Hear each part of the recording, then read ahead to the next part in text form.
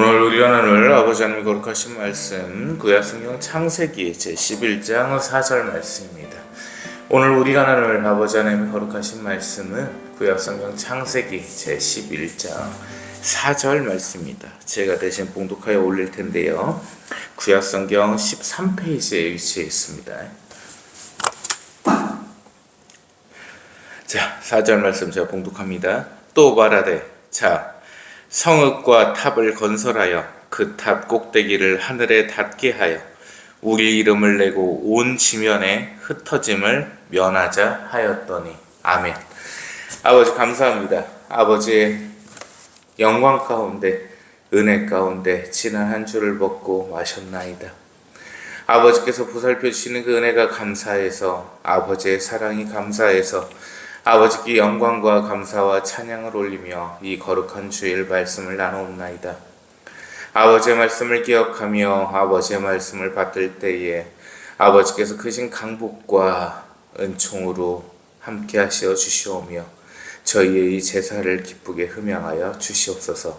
이 말씀을 가지고 이 한 주도 살아갈 수 있는 은혜를 허락하시어 주시옵고 오직 아버지께만 영광 올릴 수 있는 한 주가 될 수 있도록 이끄시어 주시옵소서.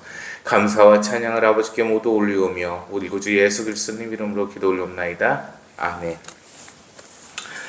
예, 최근 캄보디아 문제가 좀 상당히 화두가 좀 되고 있습니다. 뜨거운 감자인데 이 캄보디아가 이제 범죄의 온상이 됐죠. 특히나 푸놈펜이나 이쪽을 중심으로 해서 상당히 범죄가 많이 발생이 되고 있는데 한 가지 좀 꽂고 싶은 게 있어가지고요.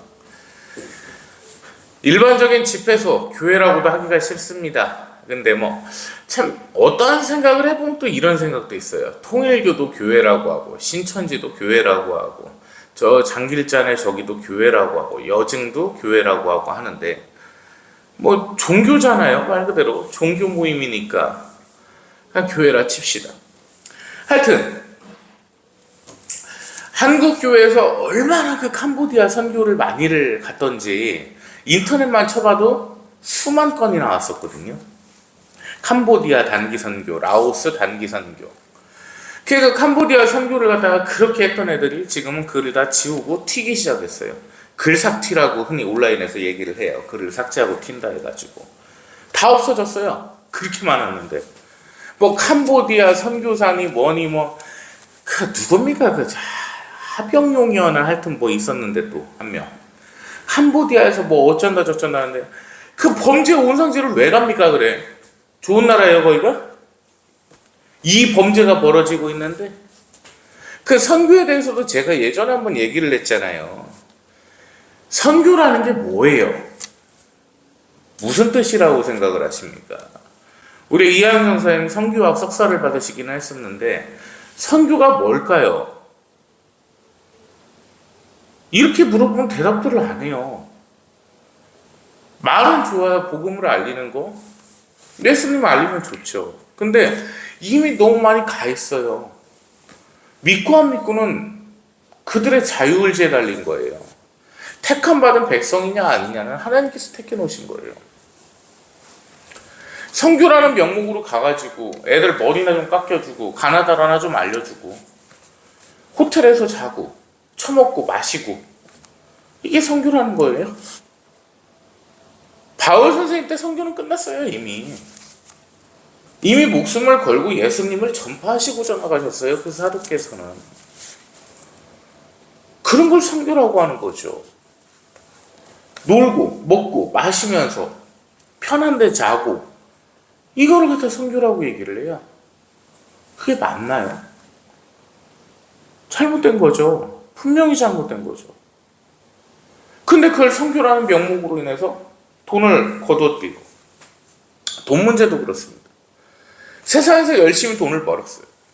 아버지 하나님의 거룩하신 그 존귀하신 이름을 널리 알 수 있는 길은 뭐예요? 나누고 베푸는 거죠.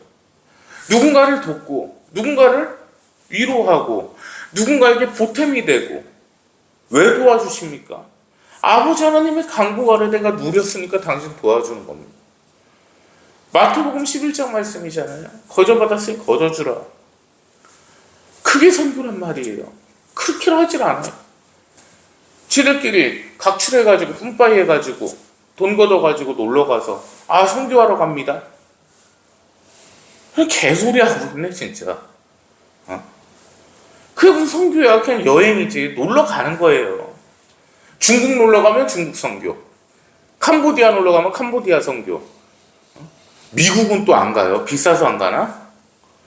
미국에도 그 약쟁이들이 얼마나 많아요. 걔들 선교는 왜 안 해? 미국의 그 사고치는 깜댕이들, 약쟁이들, 이런 애들 왜 선교는 안 해? 웃기잖아요. 제주도 가서 중국인들 선교 좀 하지.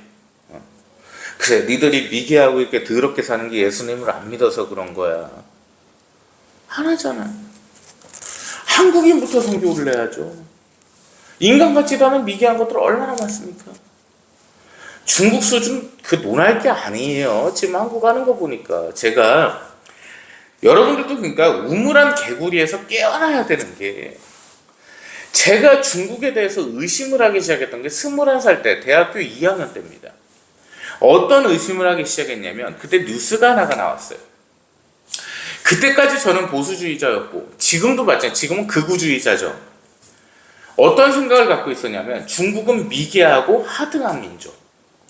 물론 20년 전이다 보니까 지금처럼 발달은 안 됐을 때예요. 근데 어떤 기사가 하나 나왔어요. 이 스마트폰을 하나 들고, 저 대학교 2학년 때 이 스마트폰이 처음 보급이 됐어요. 그때 베가라는 스마트폰이 이제 보급이 됐는데, 이 스마트폰을 들고 편의점에 들어가서 물건을 사서 나오면 자동으로 결제가 된다. 이게 중국이 최초였습니다. 그 당시. 그러면 알고 있었던 거하고는 달랐던 거예요. 왜? 한국은 그런 기술이 아직 없었거든요. 그러면 중국이 저런 기술이 생겼다? 그럼 우리가 알고 있던 이렇게 갖고서 불 지피는 애들이 아닌 거예요. 그때부터 깨기 시작한 거예요. 지금 중국의 기술이 어떨까요? 드론부터 시작해서 어마어마한 기술을 갖고 있어요. 뭐 해외에서 기술을 유출해갖고 그거를 본땄다. 엊그저께 국정감사에서 배현진이가 배지를 하나 차고 나왔어요. 호랑이 배지 2개를 양쪽에다가. 하나는 태무산, 하나는 국내산. 어떤 게 진짜일까요? 맞춰보라고 하고, 단청 키보드라고 해가지고 한국이 아니에요. 조선 전통 문양으로 된 키보드가 있는데, 하나는 태무산, 하나는 국산을 들고 왔고, 어떤 게 국산이기에 하고 있거든요. 하나 여쭤볼게요. 타이야끼와 붕어빵이 있습니다. 어떤 게 진짜일까요? 닭광이 있고 단무지가 있어요. 어떤 게 진짜일까요?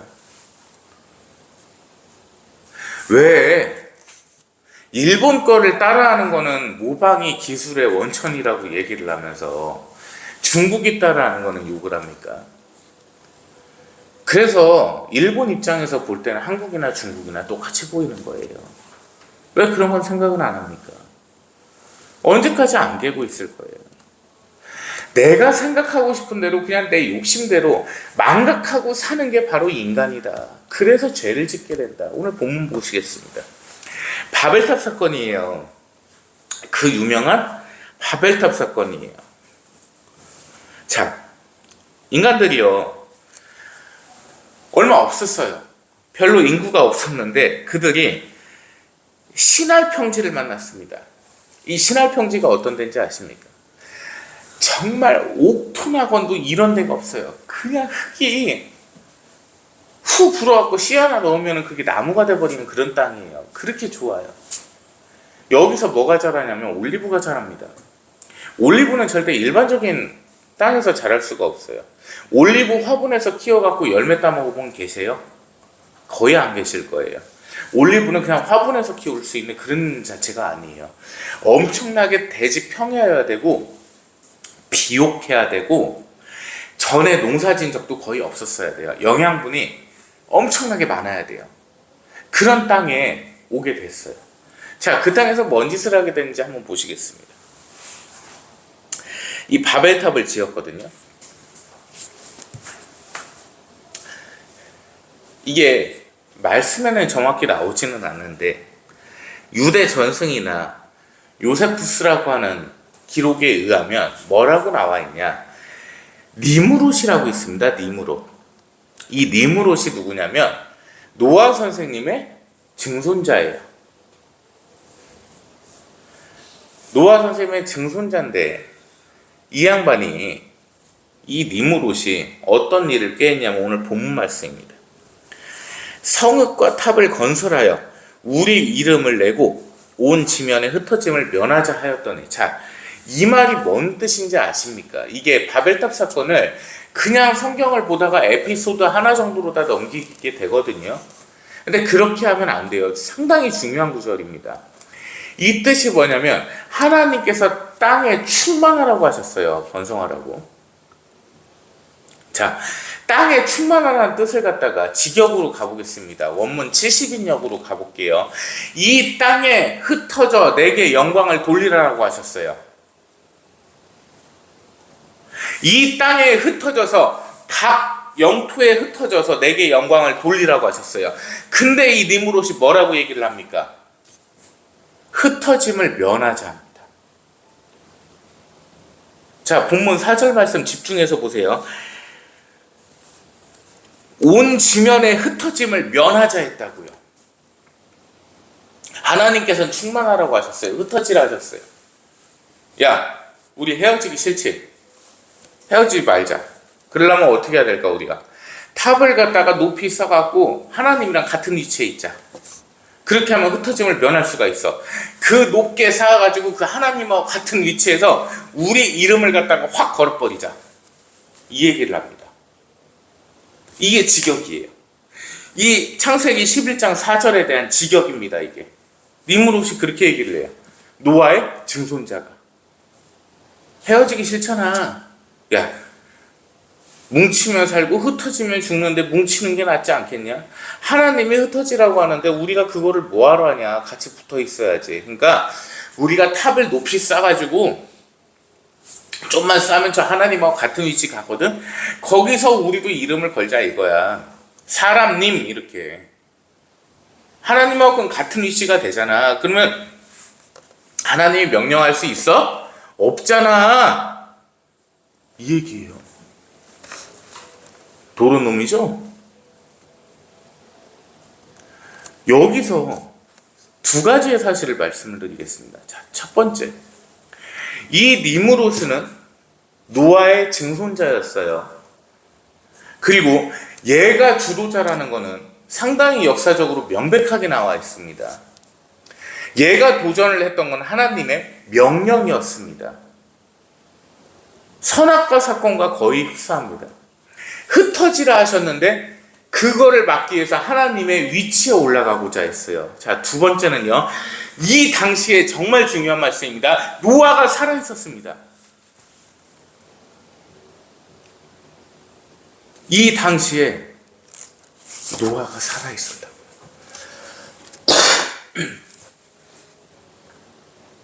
이게 성경적으로 보면요. 그 시기가 상당히 자세히 나와 있거든요. 홍수 심판 이후에 100년 정도 이후의 일입니다. 100년이나 가면 1925년 일제시대에서 지금이 100년 후거든요. 그 정도밖에 안 돼요. 자, 나쁜 것은 얼마나 오래 기억해. 일제시대 때 아무것도 안 했는데 일본이 막 길거리에서 지나가는 시민들을 갖다가 칼로다가 죽여버리고, 여자애가 막 독립만세운동 부르고 있으면은 깜빵에다가 한 3평짜리에다 20명 집어넣어놓고서 막 빙빙빙빙 걷게 만들고, 재판은 왜 하고 항소심은 왜 있고 국선 변호사 제도는 왜 만들어놨냐? 도대체 그 귀찮은 거를. 그러면 법관 월급은 왜 주고 있냐? YMCA 세계 기독교 청년연합은 그 반일 감정을 지랄 예명을 떨어가면서 그거를 설립할 때 10,000원을 내놨던